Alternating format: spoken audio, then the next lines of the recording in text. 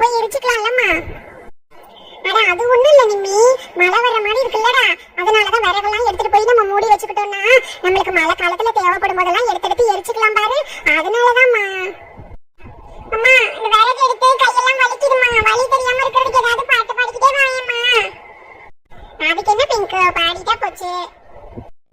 மேகம் கருக்குது மழை வர பாக்குது வீசி அடிக்குது காத்து காத்து மழை காத்து ஒயிலாக மயிலாடும் அலை போல மனம் பாடும்.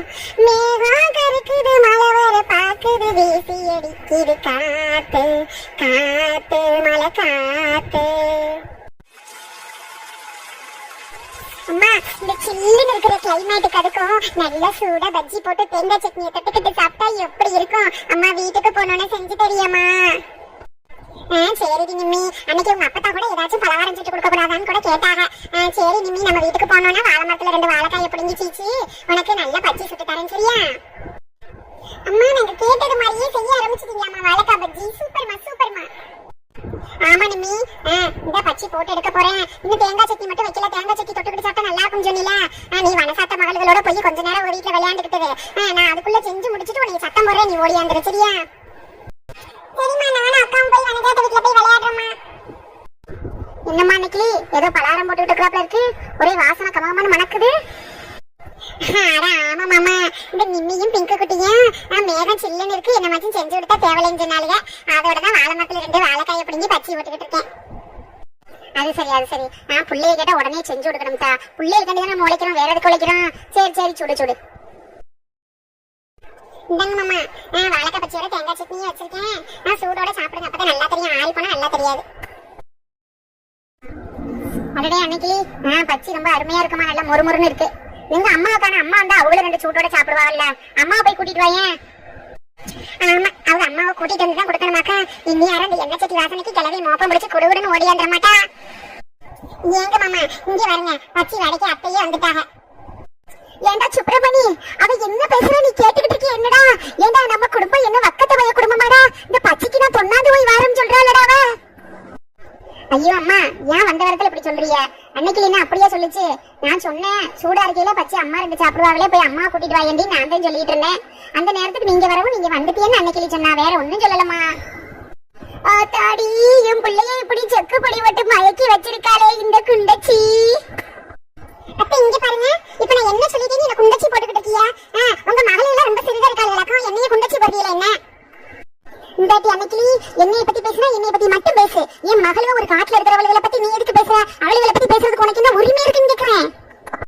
இப்ப என்னப்பா, நீங்க பச்சி தானே திங்க வந்தீங்க, வாங்க 4 பச்சி எடுத்து வச்சு தரேன், தின்னுபிட்டு பேசாம போங்க. ஏண்டா சுப்பிரமணி, நம்ம குடும்பத்தை என்னடா அவ அப்பா மட்டும் குடும்பத்தை மாதிரி வக்கத்து வய குடும்பம் நினைச்சிட்டாளடா? ஒரு பச்சிக்கு வக்கத்து போயாட நம்ம தெரியும் சுப்பிரமணி. ஐயோ அம்மா, அன்னைக்கு ஒன்னும் தப்பா சொல்லலம்மா, வந்து சாப்பிடதாம்மா சொல்றா. நீங்க ஏமா எடுக்கெடுத்தாலும் கொச்சுக்கிறீங்க? அடியாத்தே, என் மயனை இப்படி மயக்கி வச்சிருக்காளே இந்த குண்டச்சி, நான் என்ன செய்வேன்? எங்க மாமா திரும்ப திரும்ப இவங்க குண்டச்சி குண்டச்சி சொன்னாங்கன்னா அப்புறம் நானே என்ன மாதிரி திருப்பி கேட்டுப்படுவேன். அப்புறம் மரியாதை இல்லாம பேசிட்டோம்னு என்னை சொல்லக்கூடாது மாமா, பாத்துக்கிறேங்க. அம்மா ஏமா அன்னைக்கு மனசு கஷ்டப்படுற மாதிரி பேசுற?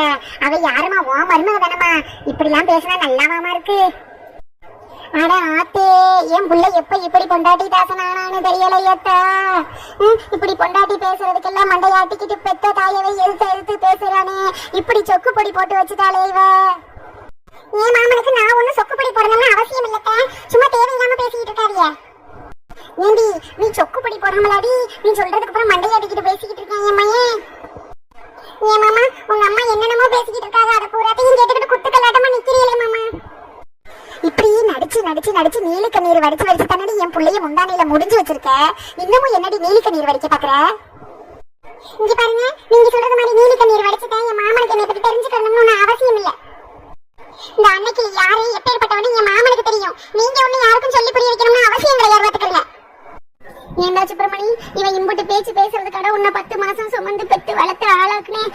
உன்னை ஆளாக்குன இந்த தாயை பார்த்து என்னென்ன வார்த்தை கேட்கறான்? நீனா அவ சொல்றது மாதிரி குத்துக்கல்லாட்டமா நிக்கிறியடா, என்னடா? அம்மா பேச பேச பேச்சு வளர்ந்துகிட்டே தான் இருக்கும். அன்னைக்கு நீனும் பேசாம இரு, அன்னைக்கு அம்மா நீங்களும் பேசாம இருங்கம்மா. நான் ஒழுங்காதான் அம்மா பேசிக்கிட்டு இருக்கேன், உங்க அம்மா தான் சொக்குப்படி நீலி கண்ணீர்னு என்னைய தேவையில்லாத வார்த்தையெல்லாம் மஞ்சிக்கிட்டு இருக்காங்க. எனக்கும் பேச தெரியும், நானும் கிராமத்துக்காரிங்க, எனக்கும் பேச